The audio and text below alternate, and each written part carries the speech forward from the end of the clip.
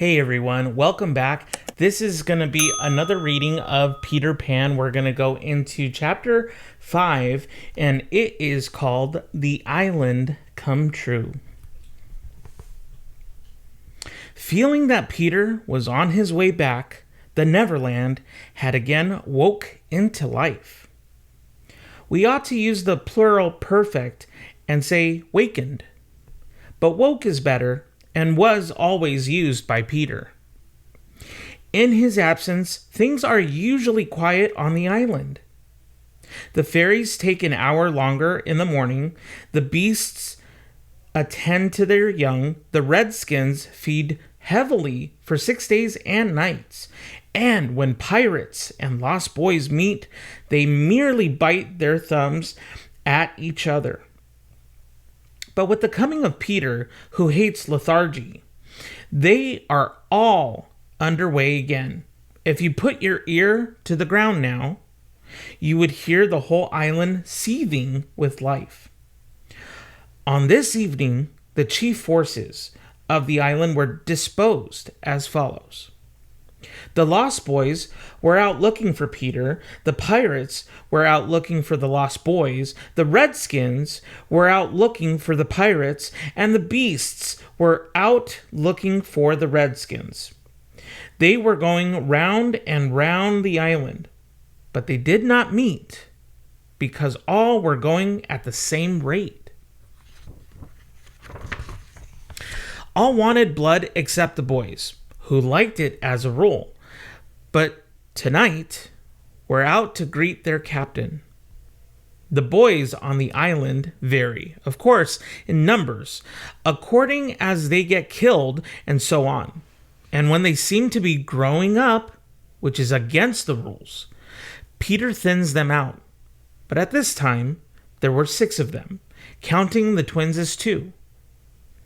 Let us pretend to lie here among the sugarcane and watch them as they steal by in single file, each with his hand on his dagger.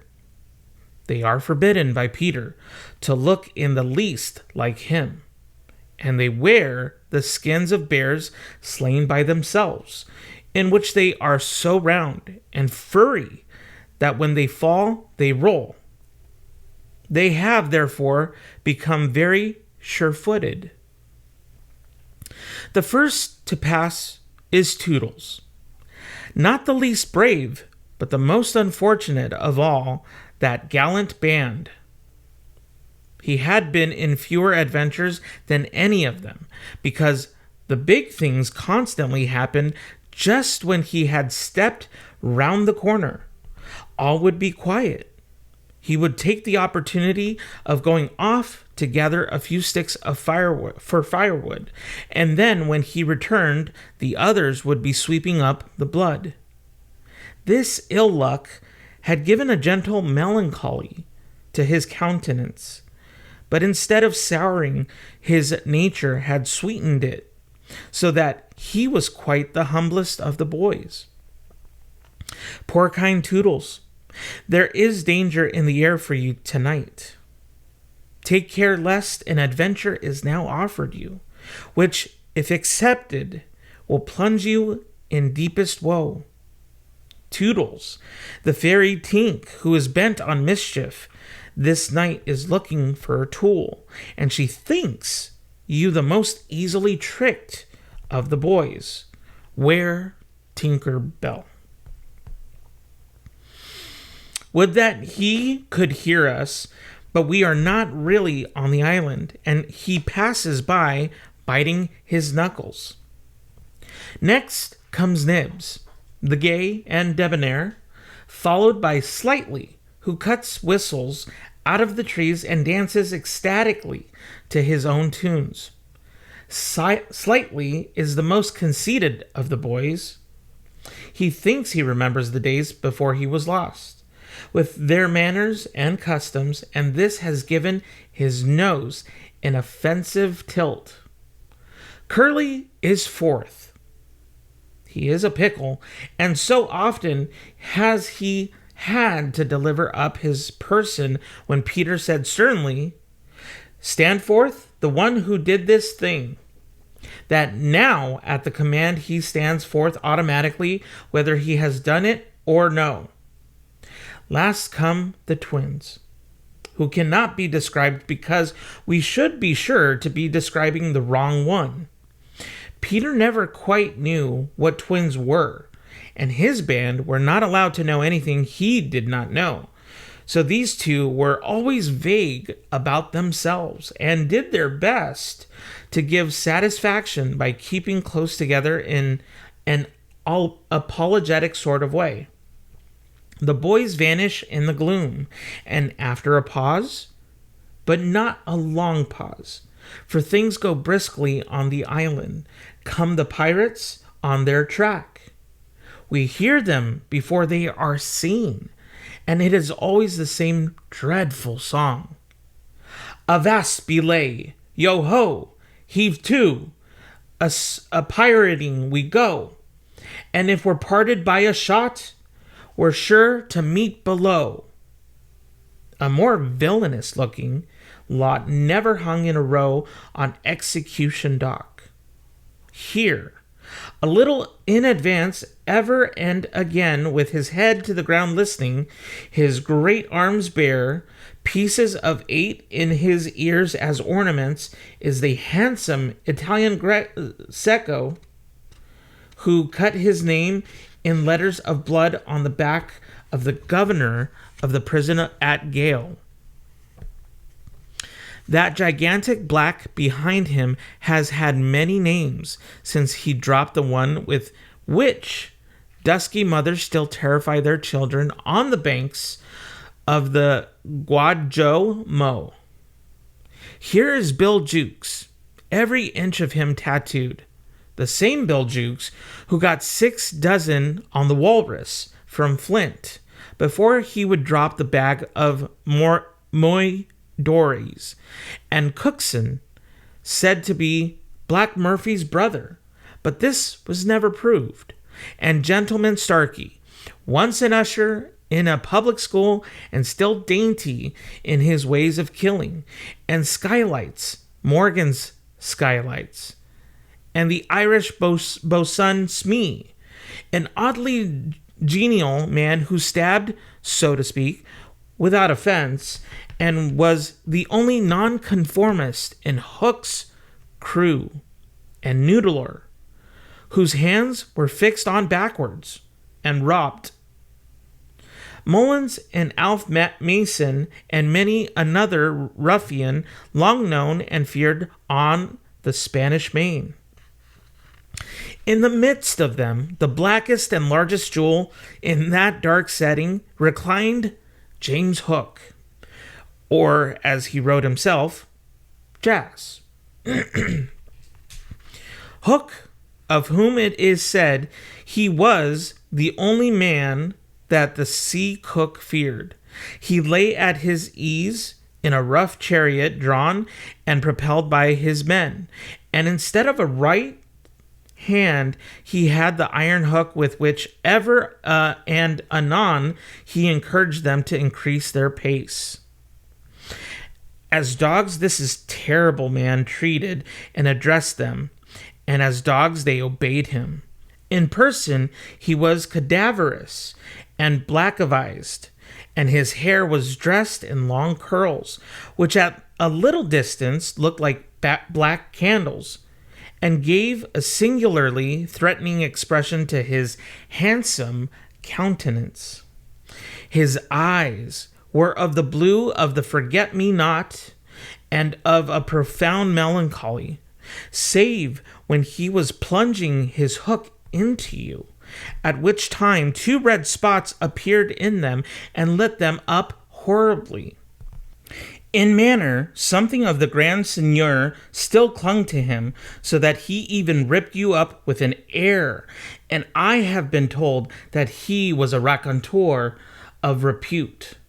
He was never more sinister than when he was most polite, which is probably the truest test of breeding, and the elegance of his diction, even when he was swearing, no less than the distinction of his demeanor, showed him one of a different caste from his crew.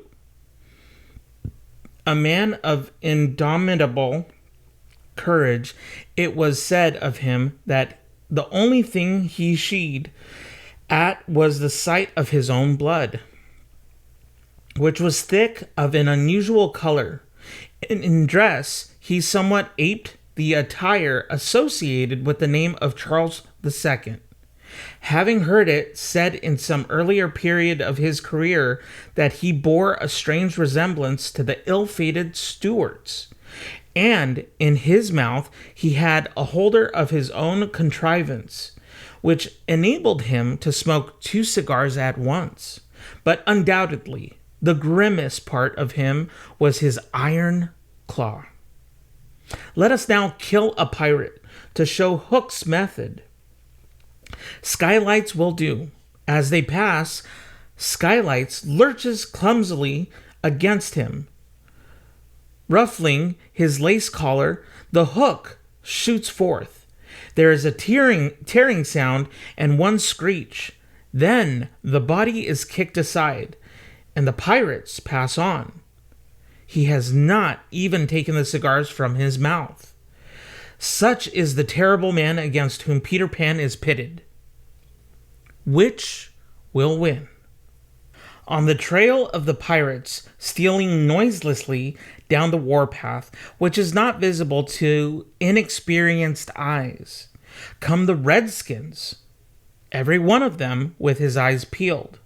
They carry tomahawks and knives, and their naked bodies gleam with paint and oil. Strung around them are scalps of boys as well as of pirates, for these are the Pickaninny tribe, and not to be confused with the soft-hearted Delawares or the Hurons. In the van, on all fours, is Great Big Little Panther, a brave of so many scalps that in his present position they somewhat impede his progress. Bringing up the rear, the place of greatest danger, comes Tiger Lily.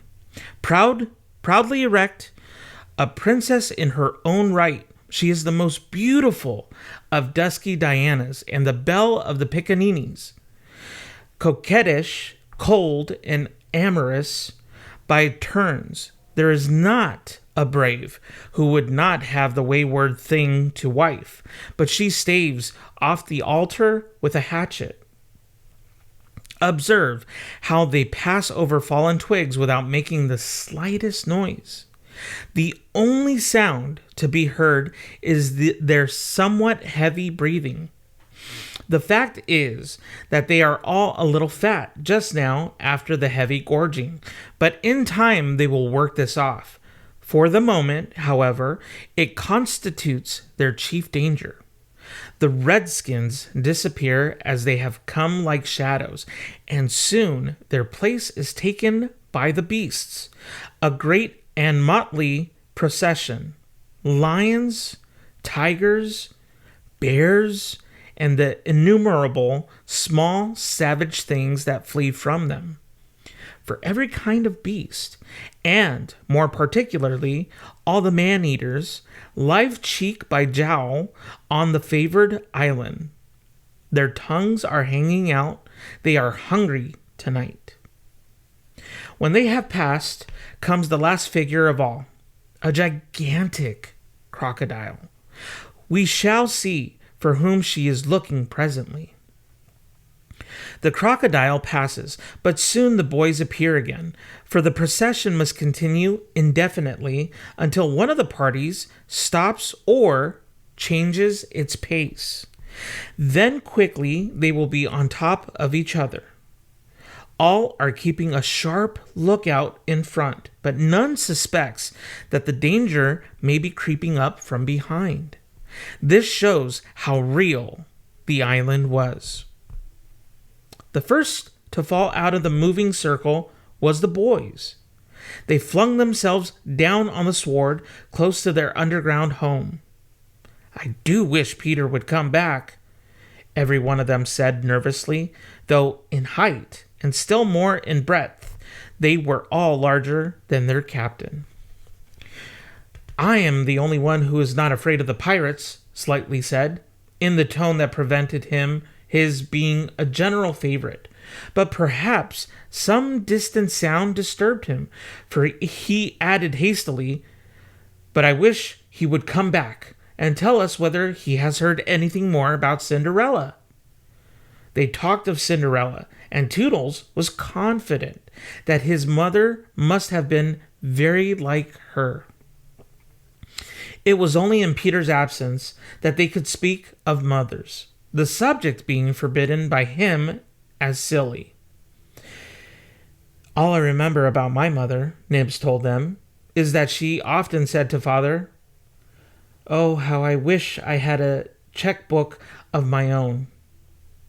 I don't know what a checkbook is, but I should just love to give my mother one." While they talked, they heard a distant sound. You or I, not being wild things of the woods, would have heard nothing. But they heard it, and it was the grim song. Yo ho, the pirate life, the flag o' skull and bones, a merry hour, a hempen rope, and hey for Davy Jones. At once, the lost boys, but where are they? They are no longer there. Rabbits could not have disappeared more quickly. I will tell you where they are. With the exception of Nibs, who has darted away to reconnoiter, they are already in their home under the ground, a very delightful residence of which we shall see a good deal presently. But how have they reached it? For this is no entrance to be seen, not so much as a large stone, which, if rolled away, would disclose the mouth of a cave. Look closely, however, and you may note that there are here 7 large trees, each with a hole in its hollow trunk as large as a boy. These are the 7 entrances to the home under the ground, for which Hook has been searching in vain these many moons. Will he find it tonight? As the pirates advanced, the quick eye of Starkey sighted Nibs disappearing through the wood, and at once his pistol flashed out. But an iron claw gripped his shoulder. "Captain, let go!" he cried, writhing. Now, for the first time, we hear the voice of Hook. It was a black voice. "Put back that pistol first," it said threateningly. "It was one of the boys you hate. I could have shot him dead." "Aye, and the sound would have brought Tiger Lily's redskins upon us. Do you want to lose your scalp?" "Shall I after him, Captain?" asked pathetic Smee, "and tickle him with Johnny Corkscrew?" Smee had pleasant names for everything, and his cutlass was Johnny Corkscrew because he wriggled it in the wound. One could mention many lovable traits in Smee. For instance, after killing, it was his spectacles he wiped instead of his weapon. "Johnny's a silent fellow," he reminded Hook. "Not now, Smee," Hook said darkly. "He is only one, and I want to mischief all the 7. Scatter and look for them." The pirates disappeared among the trees, and in a moment their captain and Smee were alone. Hook heaved a heavy sigh, and I know not why it was. Perhaps it was because of the soft beauty of the evening. But there came over him a desire to confide to his faithful boatswain the story of his life. He spoke long and earnestly, but what it was all about Smee, who was rather stupid, did not know in the least. Anon he caught the word Peter. "Most of all," Hook was saying passionately, "I want their Captain Peter Pan. 'Twas he cut off my arm." He brandished the hook threateningly. I've waited long to shake his hands with this. Oh, I'll tear him." "And yet," said Smee, "I have often heard you say that Hook was worth a score of hands for combing the hair and other homely uses." "Aye," the captain answered. "If I was a mother, I would pray to have my children born with this instead of that." And he cast a look of pride upon his iron hand, and one of scorn upon the other. Then again he frowned. "Peter flung my arm," he said, wincing, "to a crocodile that happened to be passing by." "I have often," said Smee, "noticed your strange dread of crocodiles." "Not of crocodiles," Hook corrected him, "but of that one crocodile." He lowered his voice.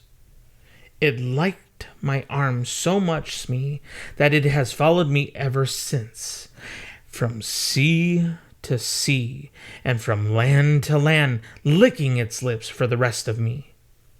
"In a way," said Smee, "it's sort of a compliment." "I want no such compliments," Hook barked petulantly. "I want Peter Pan, who first gave the brute its taste for me." He sat down on a large mushroom, and now there was a quiver in his voice. "Smee," he said huskily, "that crocodile would have had me before this, but by a lucky chance it swallowed a clock which goes tick, tick inside it.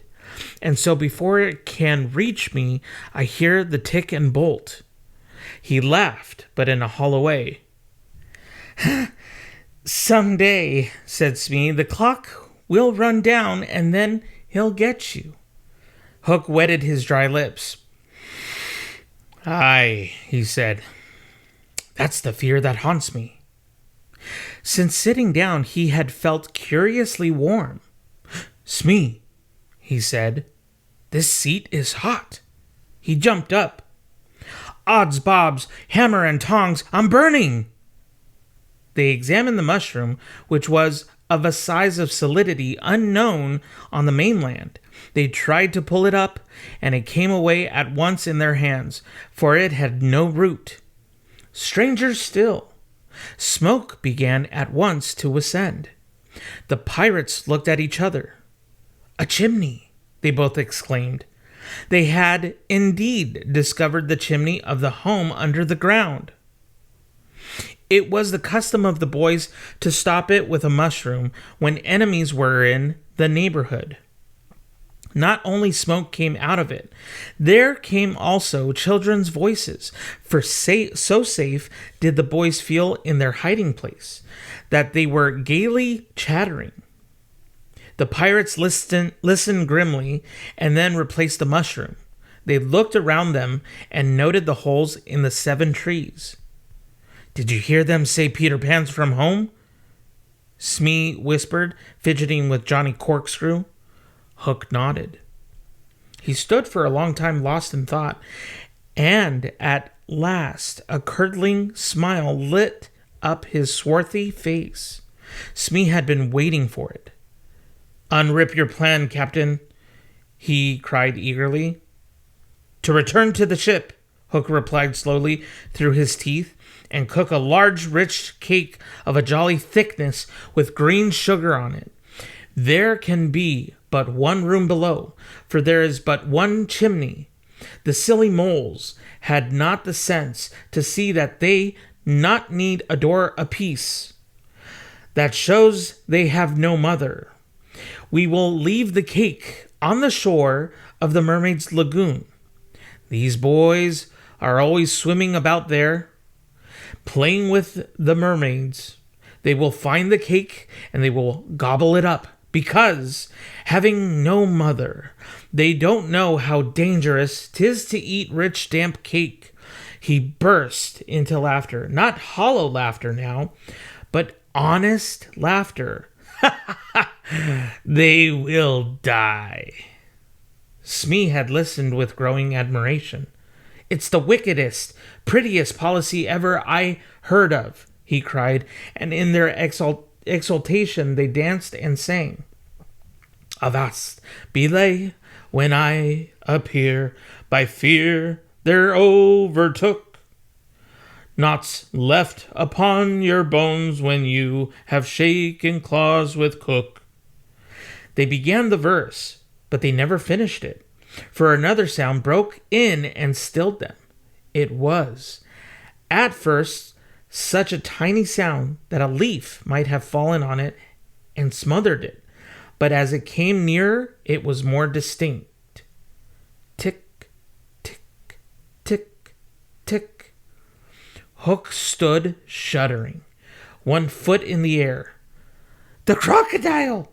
he gasped, and bounded away, followed by his bosun. It was indeed the crocodile. It had passed the redskins, who were now on the trail of the other pirates. It oozed on after Hook. Once more the boys emerged into the open, but the dangers of the night were not yet over, for presently Nibs rushed breathless into their midst, pursued by a pack of wolves. The tongues of the pursuers were hanging out. The baying of them was horrible. "Save me! Save me!" cried Nibs, falling on the ground. "But what can we do? What can we do?" It was a high compliment to Peter that at that dire moment their thoughts turned to him. What would Peter do? They cried simultaneously. Almost in the same breath, they added, Peter would look at them through his legs. And then let us do what Peter would do. It is quite the most successful way of defying wolves. And as one boy, they bent and looked through their legs. The next moment is the long one. But victory came quickly, for as the boys advanced upon them in this terrible attitude, the wolves dropped their tails and fled. Now Nibs rose from the ground, and the others thought that his staring eyes still saw the wolves, but it was not wolves he saw. "I have seen a wonderfuller thing," he cried, as they gathered round him eagerly. "A great white bird! It is flying this way." "What kind of bird do you think?" "I don't know," Nibs said, awestruck, "but it looks so weary, and as it flies it moans, 'Poor Wendy.'" "Poor Wendy?" "I remember," said Slightly instantly. "There are birds called Wendies." "See, it comes!" cried Curly, pointing to Wendy in the heavens. Wendy was now almost overhead, and they could hear her plaintive cry, but more distinct came the shrill voice of Tinker Bell. The jealous fairy had now cast off all disguise of friendship, and was darting at her victim from every direction, pinching savagely each time she touched. "Hello, Tink," cried the wondering boys. Tink's reply rang out, "Peter wants you to shoot the Wendy." It was not in their nature to question when Peter ordered. "Let us do what Peter wishes," cried the simple boys. "Quick, bows and arrows." All but Toodles popped down their trees. He had a bow and arrow with him, and Tink noted it, and rubbed her little hands. "Quick, Toodles, quick!" she screamed. "Peter will be so pleased." Toodles excitedly fitted the arrow to his bow. "Out of the way, Tink," he shouted, and then he fired, and Wendy fluttered to the ground with an arrow in her breast. And that is the end of Chapter 5 of Peter Pan. Feel free to go on into the playlist, starting with Chapter 6, The Little House.